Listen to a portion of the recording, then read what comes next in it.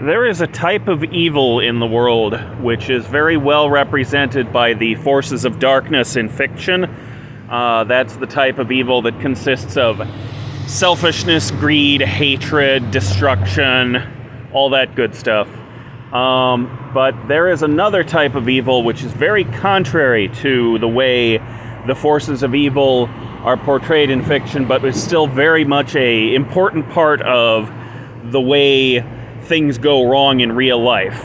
And that is the evil of rule by committee. It is the evil of a large number of petty, small-minded people who each individually refuse to push things forward in a better direction unless they themselves are getting something out of it, or their constituents are getting a bigger piece of the pie. Everybody having this insistence on a lack of vision and insistence on attending to their own wishes and needs, and those of their family, and those of their town, those of their friend group, their industry, their church, whatever organization. All of these are people who are acting in accordance with, if not good, as you would say it in terms of the force of good, then at least like neutral. It's very reasonable, very human behavior, but because there's no plan, because everybody's pulling in a separate direction all at once, it causes all sorts of problems and prevents things from getting done, prevents things from getting better. A good way to think of it is in terms of, I've already brought up good and evil, but in Dungeons & Dragons, they also have the alignments of law and chaos.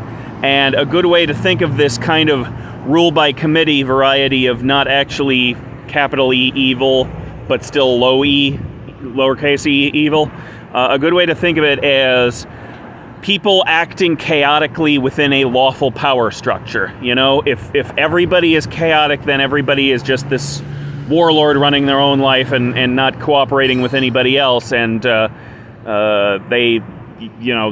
won't get, it's basically like an animal state of existence. They won't get very much accomplished without cooperation, but they'll be beholden to no one, and they'll do the best they can with just their own personal resources. And on the other hand, if you have lawful people in a lawful organization, then everything ticks along like clockwork and works just fine.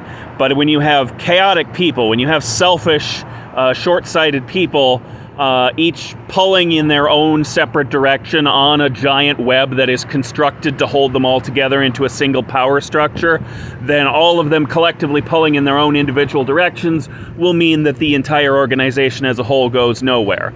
So if you don't want to call that evil or chaos or law or whatever, you can think of it as like disruption or some other word along that, disharmony, discordance, something like that.